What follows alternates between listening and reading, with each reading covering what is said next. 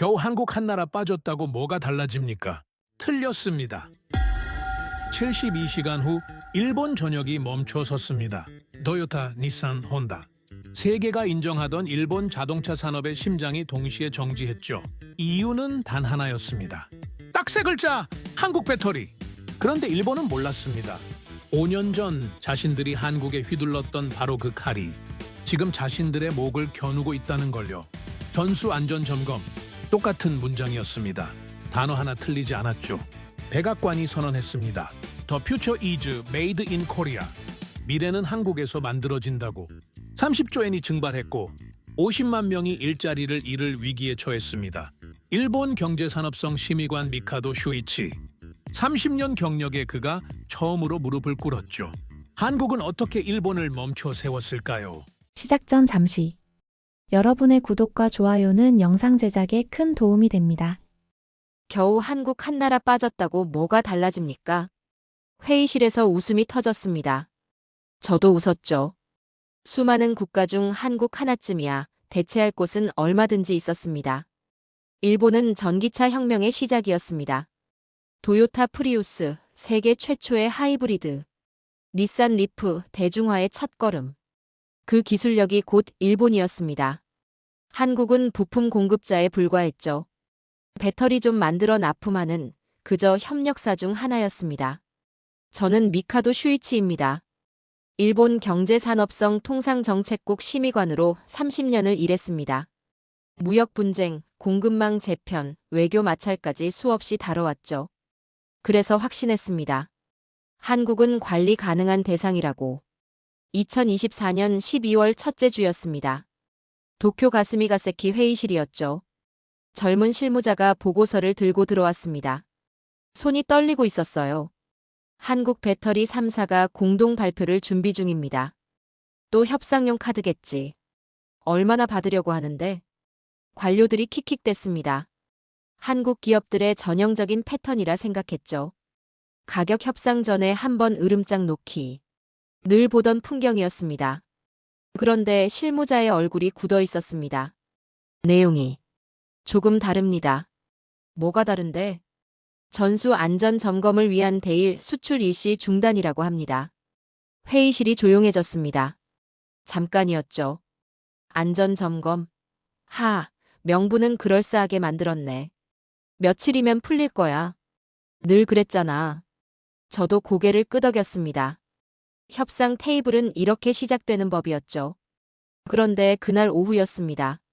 붉은 도장이 찍힌 서류가 제 책상에 올라왔습니다. 극비라고 적혀 있었죠. 비상 보고서였습니다. 첫 장을 펼쳤습니다. 제목이 보였어요. 일본 EV 배터리 공급망 긴급 분석. 저는 본문을 읽기 시작했습니다. 그리고 두 번째 줄에서 멈췄죠. 일본 EV 배터리 대한민국 의존도 92%. 숫자를 다시 봤습니다. 틀렸을 거라 생각했어요. 92가 아니라 29일 거라고. 그런데 아니었습니다. 도요타 94%, 닛산 91%, 혼다 89%, 일본 자체 생산단 3%. 손에 힘이 빠졌습니다. 페이지를 넘겼죠.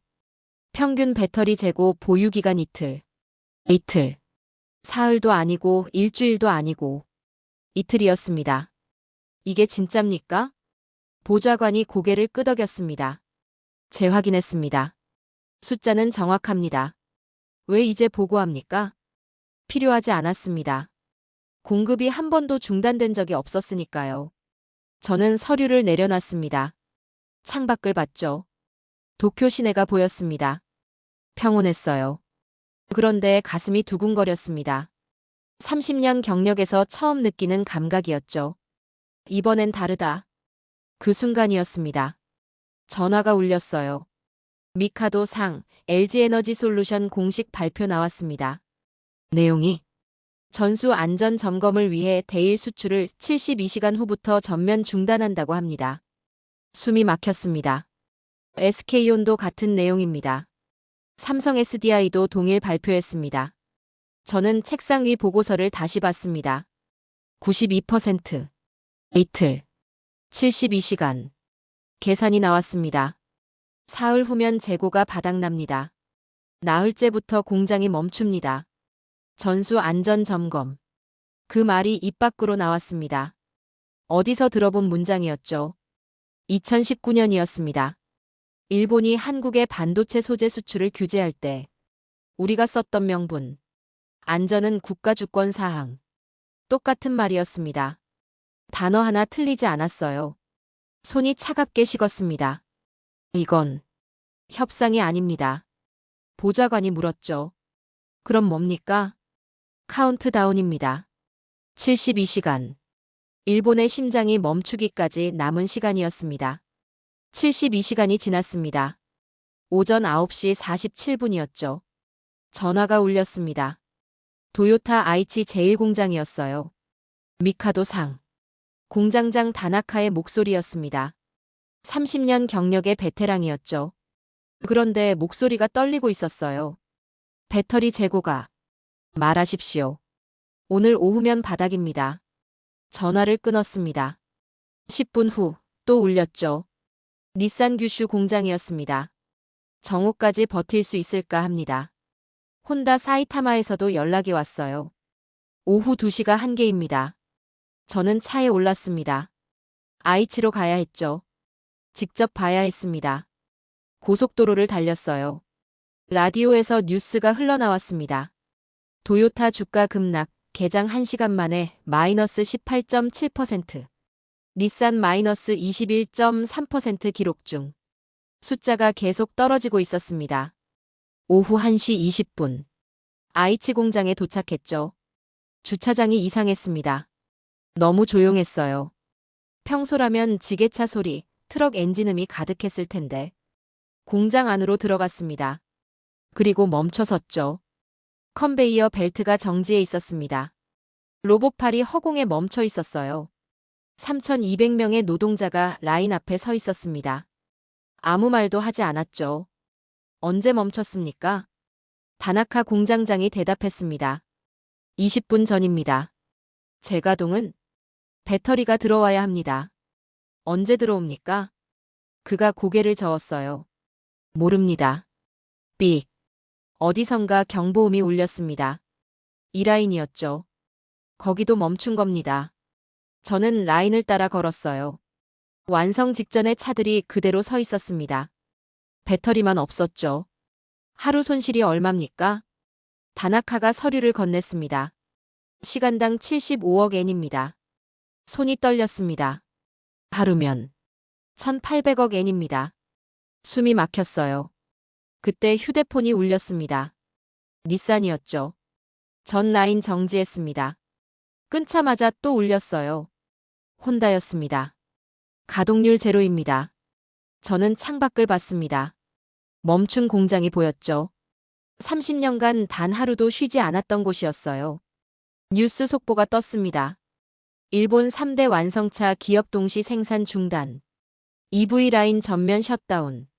정부 긴급 대책회의 소집. 저는 그 화면을 보고 있었습니다. 이건 공장이 멈춘 게 아니다. 가슴이 내려앉았죠. 일본이 멈춘 거다. 다나카가 물었습니다. 언제쯤 정상화될까요? 저는 대답할 수 없었어요. 한국은 아무 말도 하지 않았습니다. 발표문 한 줄뿐이었죠. 전수 안전 점검 진행 중. 기한도 없었어요. 협상 요구도 없었습니다. 그저 점검 중이라는 말뿐. 그게 더 무서웠습니다. 오후 4시. 도쿄로 돌아가는 차 안이었어요. 라디오에서 경제 전문가가 말하고 있었죠. 이틀이면 협상 테이블에 앉을 겁니다. 한국도 일본 시장이 필요하니까요. 저는 라디오를 껐습니다. 그들은 몰랐어요. 현장을 보지 못했으니까. 멈춘 컨베이어 벨트. 허공에 멈춘 로봇팔. 말없이 서 있던 3,200명의 노동자. 그 침묵이 말해주고 있었습니다. 이번엔 다르다. 휴대폰을 봤어요. 미수신 전화 47건. 문자 메시지 139건. 전부 같은 질문이었죠. 언제 재개됩니까? 대책이 뭡니까? 정부는 뭘 하고 있습니까? 저는 답장을 쓸 수 없었습니다. 왜냐하면 저도 몰랐으니까요. 그날 밤 일본 증시는 30조 엔이 증발했습니다. 공장은 여전히 멈춰 있었죠. 한국은 여전히 침묵하고 있었습니다. 그리고 저는 알았어요. 이건 시작에 불과하다는 걸. 사흘째 밤이었습니다. 저는 사무실에 혼자 남아 있었죠. 창밖으로 도쿄 야경이 보였어요. 불빛은 여전히 화려했습니다. 그런데 어딘가 텅 빈 것 같았죠. 책상 위에 오래된 파일이 있었습니다. 2019년 7월. 5년 전 자료였어요. 대한민국 수출 규제 관련 회의록. 손이 떨렸습니다. 펼쳤죠. 첫 페이지가 보였어요. 반도체 핵심 소재 3종 수출 규제 단행. 불화수소, 포토레지스트, 플루오린 폴리이미드. 한국 의존도 평균 93%. 저는 그 숫자를 보고 있었습니다. 93%. 지금 일본의 배터리 의존도와 똑같았죠. 다음 페이지를 넘겼어요. 회의록이 나왔습니다. 석 달이면 항복할 겁니다. 대체 공급처가 없습니다. 한국 반도체 산업은 멈출 수밖에 없습니다. 관료들의 발언이 기록되어 있었죠. 자신감이 넘쳤어요. 그리고 명분도 있었습니다. 안전은 국가 주권 사항입니다. 국제사회도 반박할 수 없습니다. 저는 숨을 멈췄습니다. 안전은 국가 주권 사항. 바로 그 문장. 지금 한국이 쓰고 있는 말이었어요. 단어 하나 틀리지 않았습니다. 손이 떨렸죠. 다음 페이지를 넘겼습니다. 2019년 12월 보고서였어요. 한국, 불화수소 국산화 착수. 대체 공급처 개발 중. 2020년 6월. 국산화율 40% 돌파. 예상보다 빠른 진행. 2021년 3월. 한국 소재 기업 자립률 95% 달성. 일본 소재 수출 급감. 마지막 페이지였습니다. 2022년 보고서. 일본 소재 기업 세곳 파산. 시장 점유율 상실. 전략적 실패로 평가. 저는 서류를 내려놨습니다. 95%. 석 달이면 항복할 거라던 한국이 2년 만에 자립했습니다. 일본 기업들은 무너졌죠. 우리가 먼저였구나. 그 말이 입 밖으로 나왔어요. 2019년. 우리가 칼을 들었습니다. 안전이라는 명분으로. 주권이라는 논리로. 그리고 5년 후. 한국이 똑같은 칼을 들었죠. 똑같은 명분으로. 똑같은 논리로. 전수 안전 점검. 그 문장이 귓가에 맴돌았습니다. 우리가 만든 문장이었어요. 우리가 가르친 방법이었죠. 저는 창밖을 봤습니다. 2019년 그 회의실이 떠올랐어요. 웃음소리가 가득했던 곳. 석 달이면 끝난다던 확신. 그런데 끝난 건 우리였습니다. 한국은 연구실로 갔어요. 2년간 쉬지 않았죠. 그리고 95%를 만들어냈습니다. 우리는 뭘 했습니까? 기다렸습니다. 한국이 무릎 꿇기를. 돌아오기를. 그러나 한국은 돌아오지 않았어요. 대신 우리를 넘어섰죠. 휴대폰이 울렸습니다. 긴급 뉴스였어요. 한국 소재 기업 글로벌 점유율 1위. 일본 5년 전 93%에서 현재 12%로 급락. 12%. 저는 그 숫자를 보고 있었습니다. 5년 전 우리는 93%를 쥐고 있었어요. 지금은 12%. 그리고 지금. 배터리에서 우리는 92%를 한국에 의존합니다. 부메랑. 그 말이 나왔죠. 부메랑은 반드시 돌아옵니다. 우리가 던진 칼이 5년 만에 돌아왔어요. 더 날카롭게. 더 정확하게. 저는 2019년 회의록을 다시 봤습니다. 석 달이면 항복할 겁니다. 우리는 석 달을 말했죠. 그런데 한국은 기한조차 말하지 않았습니다. 전수 안전 점검 진행 중. 언제 끝날지도 모르는 문장. 그게 더 무서웠어요. 왜냐하면 우리가 가르쳤으니까요. 명분만 있으면 기한은 필요 없다는 걸. 2019년 우리가 그랬습니다. 안전 점검에 기한이 어디 있습니까? 끝날 때까지 하는 겁니다. 그 논리를 한국이 그대로 쓰고 있었죠. 저는 고개를 떨구었습니다. 이건 복수가 아니다. 그 생각이 들었어요. 복수라면 감정입니다. 분노라면 실수가 있죠. 그런데 이건 완벽한 미러링이었습니다. 우리의 방법, 우리의 논리, 우리의 문장. 그대로 돌려받은 겁니다. 5년이라는 시간 동안 한국은 준비했어요. 우리는 웃고 있었죠. 그리고 이 결과가 나왔습니다. 멈춘 공장, 무너진 주가, 사라진 30조엔. 저는 2019년 회의록을 덮었습니다. 다시는 보고 싶지 않았어요. 그 확신이, 그 웃음이 부끄러웠으니까요. 나흘째 아침이었습니다. 긴급 강요 회의가 소집됐죠. 총리 관저 지하 회의실이었어요. 장관들이 모였습니다. 표정이 굳어 있었죠. 경제산업 대신이 먼저 말했습니다. 며칠이면 풀릴 겁니다. 한국도 일본 시장이 필요합니다. 시간이 지나면 협상 테이블에 나올 겁니다. 고개를 끄덕이는 사람들이 있었어요. 그러나 저는 알고 있었습니다. 숫자를 봤으니까요. 대체 공급원은 검토했습니까? 외무대신이 서류를 펼쳤죠. 중국 기업들과 접촉했습니다. 가능합니까? 기술적으론 가능합니다만. 그가 말을 흐렸어요. 말씀하십시오. 품질 문제가 있습니다. 어느 정도입니까? 불량률이 한국 배터리의 30배입니다. 회의실이 조용해졌습니다. 안전 인증도 문제입니다. 유럽 수출이 불가능합니다. 저는 다음 항목을 물었어요. 일본 자체 생산은요? 증산 계획 수립 중입니다. 경제산업성 국장이 대답했죠. 언제까지 가능합니까? 최소 18개월입니다. 지금 당장은요? 현재 생산량은? 그가 숫자를 확인했어요. 전체 수요의 3%입니다. 3%. 저는 계산했습니다. 97%가 부족하다는 뜻이었죠. 유럽은 어떻습니까? 외무대신이 고개를 저었어요. LG 한국, 삼성 한국과 장기 계약 체결 상태입니다. 여유 물량이 없습니까? 전혀 없습니다. 미국은요? 같은 상황입니다. 저는 서류를 내려다봤습니다. 중국 불가능. 일본 3%. 유럽 없음. 미국 없음. 모든 대안이 막혔어요. 그럼 제 목소리가 나왔습니다. 방법이 없다는 겁니까? 아무도 대답하지 않았죠. 총리가 물었습니다. 미카도 심의관, 판단을 말해보십시오. 저는 일어섰어요. 현실적으로 재가동 가능성은 제로입니다. 근거는 대체 공급원이 존재하지 않습니다. 시간을 두고 개발하면 됩니다. 경제산업 대신이 소리쳤죠. 저는 고개를 저었습니다. 18개월입니다. 그동안 공장은요? 멈춰 있습니다. 손실은 하루 1,800억 엔입니다.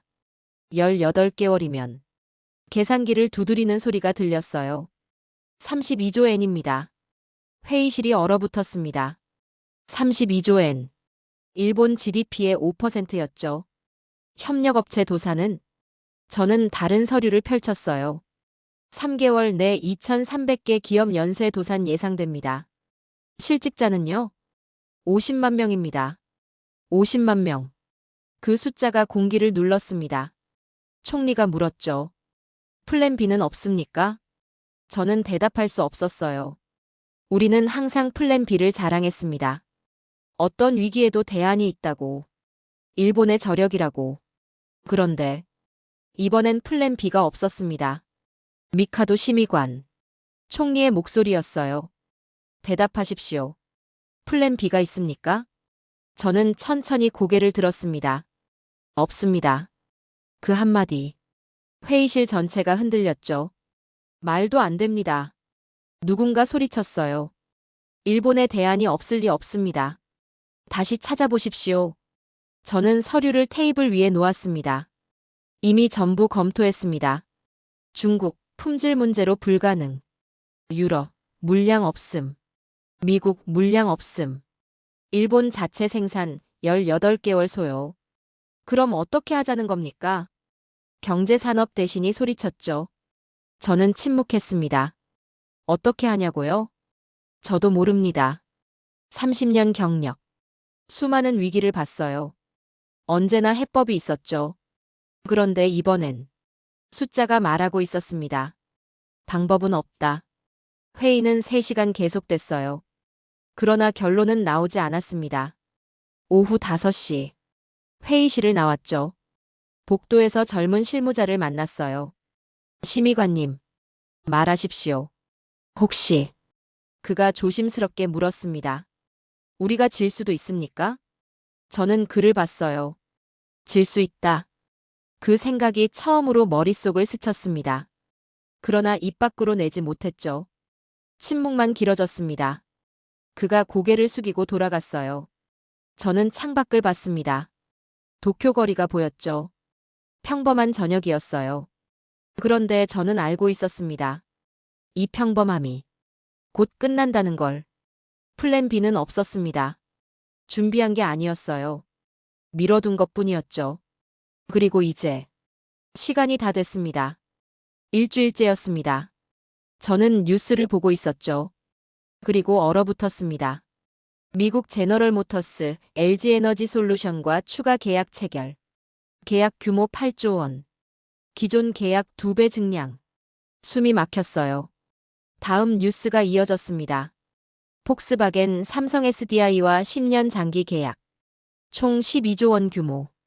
포드, SK온 배터리 공급 확대. 북미 공장 증설 합의. 저는 화면을 보고 있었습니다. 일본 공장이 멈춘 지 일주일. 그런데 세계는 한국과 계약하고 있었어요. 일본 공백을 메우는 게 아니었습니다. 오히려 한국 배터리를 더 확보하고 있었죠. 왜? 그 말이 나왔어요. 왜 우릴 기다리지 않습니까?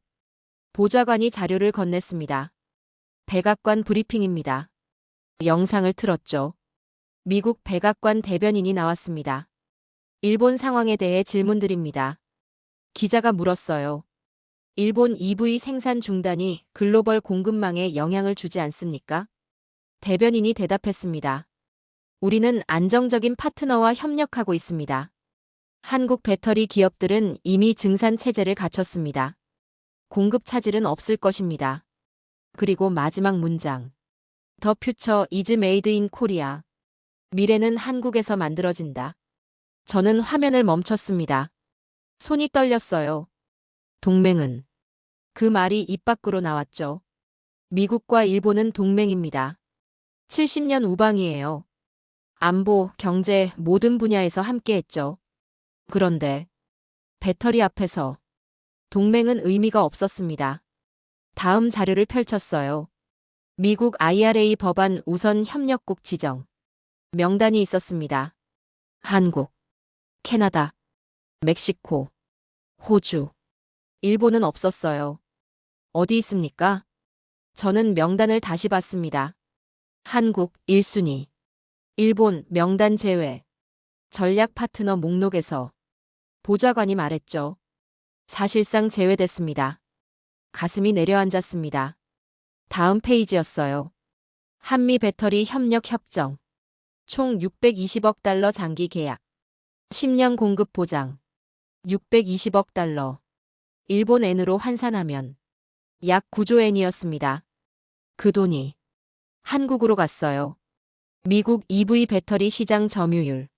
그래프가 나왔습니다. 한국 68%, 중국 22%, 유럽 4%, 일본 6%, 6%. 저는 그 숫자를 보고 있었습니다. 5년 전만 해도 일본은 35%였어요. 세계 2위였죠. 지금은 6%. 4위도 아니었습니다. 기타 항목이었어요. 우린. 목소리가 떨렸습니다. 필요하지 않은 겁니까? 보좌관이 고개를 숙였죠. 저는 창밖을 봤습니다. 미국은 기다리지 않았어요. 유럽도 기다리지 않았습니다. 세계는 움직이고 있었죠. 일본 없이. 전화가 울렸습니다. 외무성이었어요. 워싱턴 소식입니다. 말씀하십시오. 미국 에너지부 장관이 서울을 방문합니다. 언제입니까? 내일입니다. 서울. 미국 장관이 도쿄가 아니라 서울로 가고 있었어요. 목적이 뭡니까? 배터리 공급망 협력 강화 회의입니다. 저는 전화를 끊었습니다. 지도를 펼쳤어요. 세계 배터리 공급망 지도였죠. 5년 전 지도가 있었습니다. 중심은 도쿄였어요. 선이 도쿄에서 뻗어나갔죠. 전 세계로. 그리고 지금 현재 지도를 펼쳤습니다. 중심이 바뀌어 있었어요. 서울. 모든 선이 서울에서 시작했습니다. 천안, 울산, 오창. 한국 도시 이름들이었죠. 도쿄는 끝자락에 작게 있었어요. 옮겨갔구나. 그 말이 나왔습니다. 세계 공급망의 중심이 도쿄에서 서울로 완전히 이동했어요. 5년 사이에 휴대폰을 봤습니다.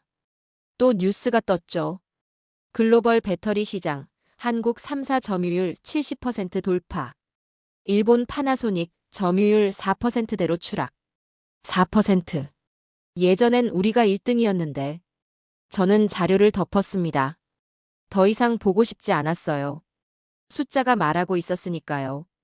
세계는 너희를 기다리지 않았다. 동맹은 감정이 아니었다. 기술이 없는 쪽이 버려졌다. 그 순간 저는 깨달았습니다. 일본은 이미 선택지에서 지워졌다는 걸. 우리가 멈춘 동안 세계는 한국을 선택했어요. 그리고 돌아보지 않았습니다. 2주가 지났습니다. 손실 집계가 나왔어요.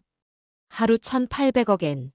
14일이면 2조 5천억 엔이었습니다. 그런데 그게 전부가 아니었죠. 보고서를 펼쳤습니다. 협력업체 도산 현황. 1차 협력업체 47곳, 2차 협력업체 230곳, 3차까지 합치면 890곳. 연쇄 도산이었어요. 실직 예상 인원 50만 명. 그 숫자 아래 작은 글씨가 있었습니다. 가족 포함 시 150만 명 영향. 150만 명. 저는 서류를 내려놨습니다. 그날 오후였죠. 국회 긴급회의가 열렸습니다. 야당 의원이 소리쳤어요. 보복해야 합니다. 한국에 똑같이 해주십시오. 2019년처럼 하면 됩니다. 박수가 터졌습니다. 여당 의원도 가세했죠. 일본의 자존심을 지켜야 합니다. 굴복할 순 없습니다. 회의장이 들끓었어요. 그러나 저는 알고 있었습니다. 보복할 카드가 없다는 걸. 경제산업 대신이 일어났습니다. 대한국 수출 규제 가능 품목을 검토했습니다. 어떤 게 있습니까? 반도체 장비, 화학 소재, 정밀 부품. 즉시 시행하십시오. 의원들이 소리쳤죠. 대신이 말을 이었습니다. 그러나 뭡니까?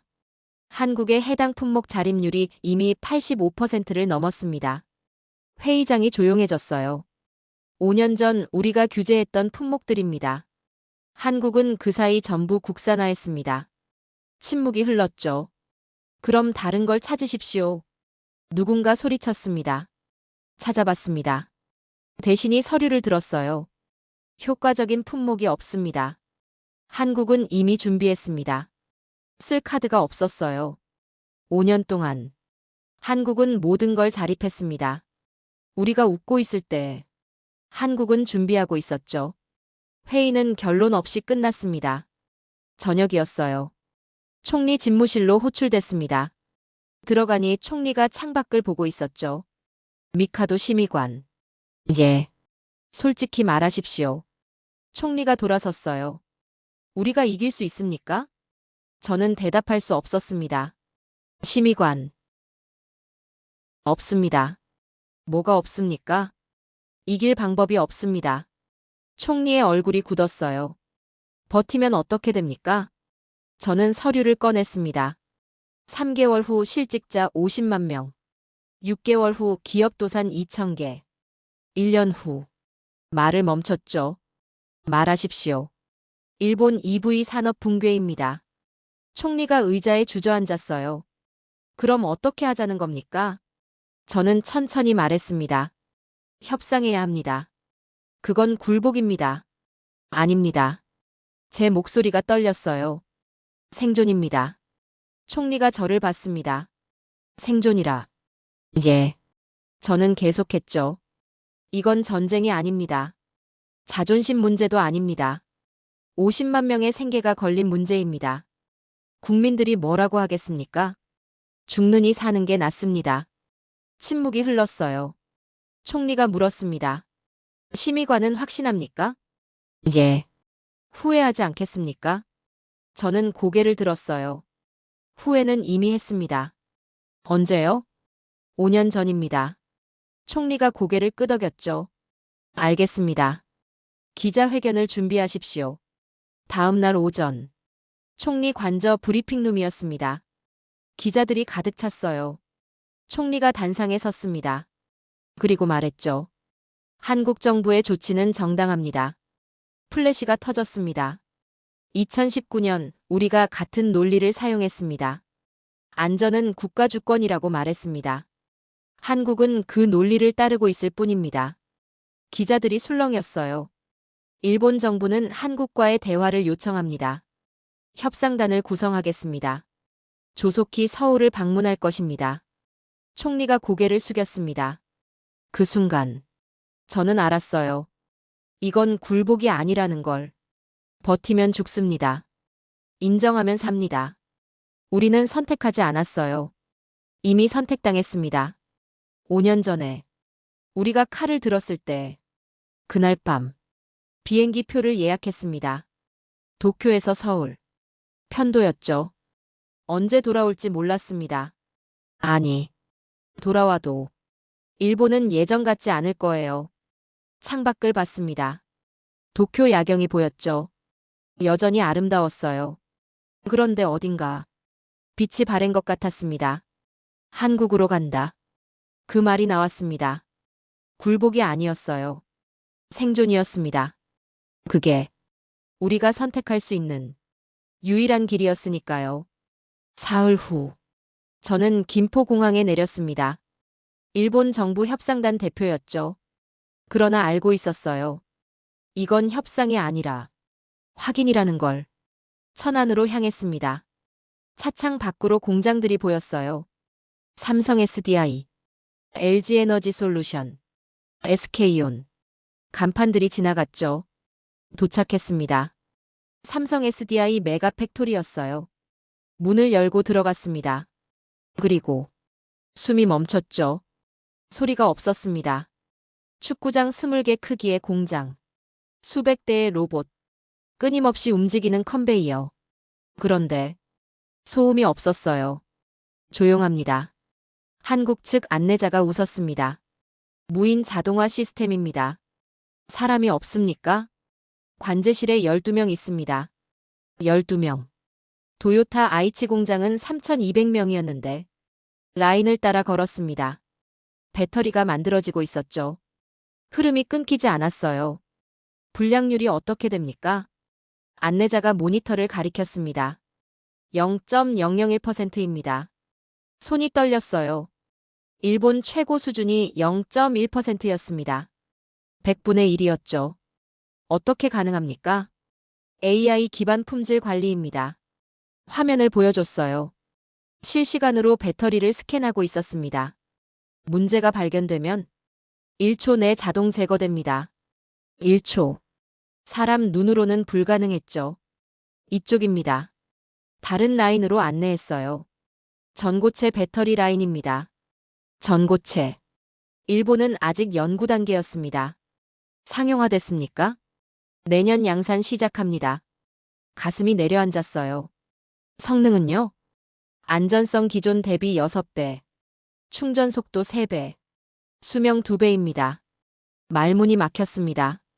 다음 세대였어요. 우리가 연구하는 동안 한국은 이미 만들고 있었죠. 언제부터 개발했습니까? 2015년부터입니다. 2015년. 9년 전이었어요. 저는 라인을 보고 있었습니다. 우리는 목소리가 떨렸죠. 따라잡을 수 없었습니다. 안내자가 조용히 말했습니다. 따라잡는 게 아닙니다. 저희는 멈추지 않았을 뿐입니다. 그 말이 가슴에 박혔어요. 창밖을 봤습니다. 공장 너머로 또 다른 건물이 보였죠. 저긴 뭡니까? 내년 가동 예정인 이 공장입니다. 규모는요? 지금의 2배입니다. 2배. 한국은 멈추지 않고 있었어요. 일본 공장이 멈춘 동안 한국은 확장하고 있었습니다. 이건 저는 중얼거렸죠. 공장이 아니었습니다. 안내자가 물었어요. 그럼 뭡니까? 저는 라인을 보고 있었습니다. 끊김없는 흐름, 완벽한 정밀함, 소리 없는 혁명, 신념이었습니다. 70년. 한국은 한 번도 멈추지 않았어요. 전쟁 후 폐허에서, 위기 속에서, 무시당하면서도 계속 달렸습니다. 그리고 이 결과가 나왔죠. 우린 늦었습니다. 그 말이 나왔어요. 격차는 기술이 아니었습니다. 시간이었죠. 70년을 쉬지 않은 나라를 따라잡을 수는 없었습니다. 회의실로 안내받았습니다. 그런데 벽에 사진이 걸려 있었어요. 흑백 사진이었죠. 다가가서 봤습니다. 1970년대 용광로 앞 헬멧을 쓴 노동자들이 서 있었어요. 땀에 젖은 얼굴, 그을린 작업복, 700도 불길 앞의 모습, 포항제철 창립 때 사진입니다. 목소리가 들렸어요. 한국 측 고문 김철수였습니다. 70대 후반으로 보였죠. 저분들을 아십니까? 김 고문이 사진을 가리켰어요. 제 아버지 세대입니다. 하루 16시간 일했습니다.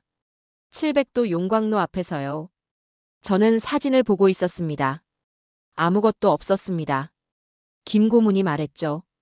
기술도, 돈도, 경험도. 그저 만들어야 한다는 책임만 있었어요. 다음 사진을 가리켰습니다. 미싱 앞에 여성 노동자들. 손가락에 반창고가 붙어 있었죠. 우리 어머니 세대입니다. 수출로 나라를 먹여 살렸어요. 저는 말없이 들었습니다. 그분들 자식이 반도체를 만들었습니다. 다른 벽을 가리켰어요. 1980년대 사진이었습니다. 반도체 공장이었죠. 아버지가 철강을 만들었고 아들이 반도체를 만들었습니다.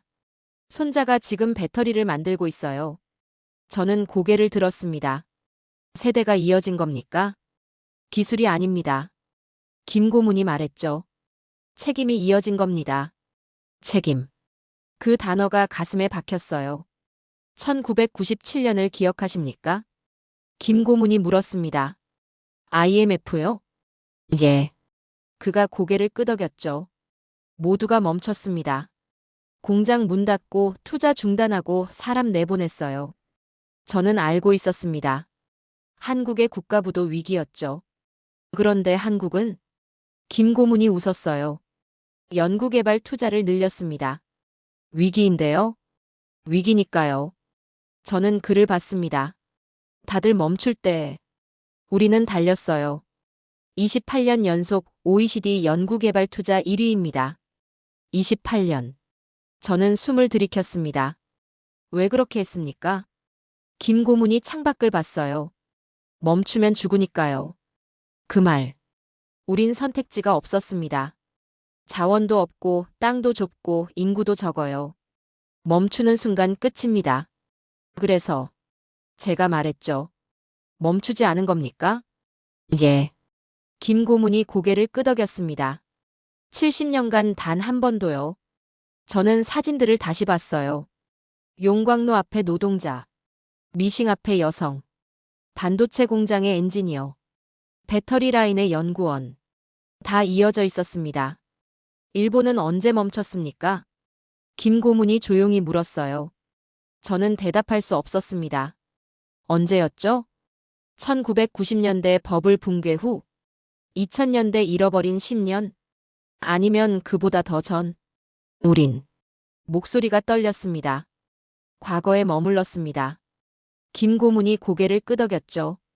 한국의 기적이라 부르더군요. 맞습니다. 기적이 아닙니다. 그가 단호히 말했어요. 오만하지 않았을 뿐입니다. 멈추지 않았을 뿐입니다. 그 말이 심장을 쳤습니다. 우리가 졌습니다. 제 입에서 나온 말이었어요. 처음으로. 인정했습니다. 김 고문이 저를 봤어요. 지는 게 아닙니다. 그럼 뭡니까? 배우는 겁니다. 그가 협정서를 꺼냈습니다. 매출의 10%. 기술 협력 조항. 10년 계약입니다. 저는 서류를 봤어요. 10%. 일본 입장에선 굴욕이었죠. 서명하시겠습니까? 저는 펜을 들었습니다. 떨렸어요. 그러나 써야 했습니다. 살아남으려면 이름을 썼습니다. 미카도 슈이치.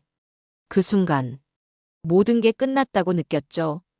일본의 자존심, 기술 강국의 자부심, 선생이라는 오만 다 내려놓았습니다. 고맙습니다.